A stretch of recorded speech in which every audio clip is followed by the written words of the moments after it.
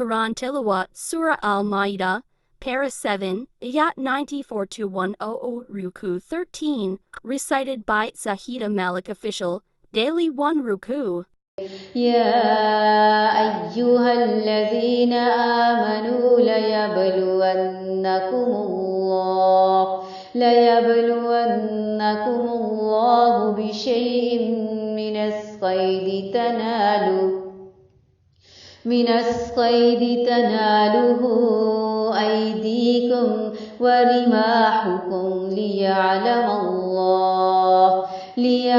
الله من يخافه بالغيب فمن اعتدى بعد ذلك فله عذاب أليم. يا أيها الذين آمنوا لا تقتلوا الصيد وأنتم حرم ومن قتله منكم متعمدا فجزاء مثل ما قتل من النعم يحكم به ذوى عدل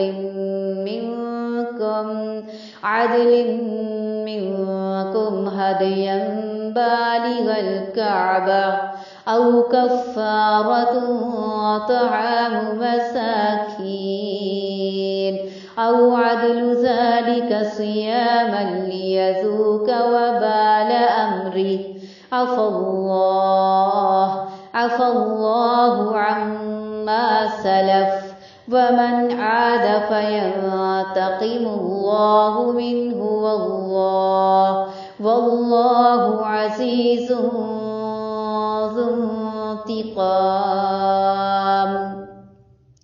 أحل لكم صيد البحر وطعامه متاعا لكم وللسيارة وحرم عليكم صيد البر ما دمتم حرما وحرم عليكم صيد البر ما دمتم حرما واتقوا الله الذي إليه تحشرون. جعل الله الكعبة البيت الحرام قياما للناس والشهر الحرام والهدي والقلائد ذلك لتعلموا أن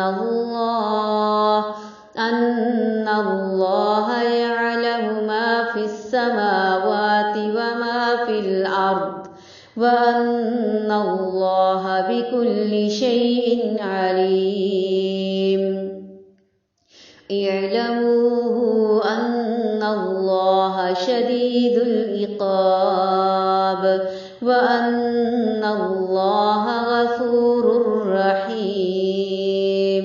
ما على الرسول إلا البلاغ والله يعلم ما تبدون وما تكتمون. قل لا يستوي الخبيث والطيب ولو أعجبك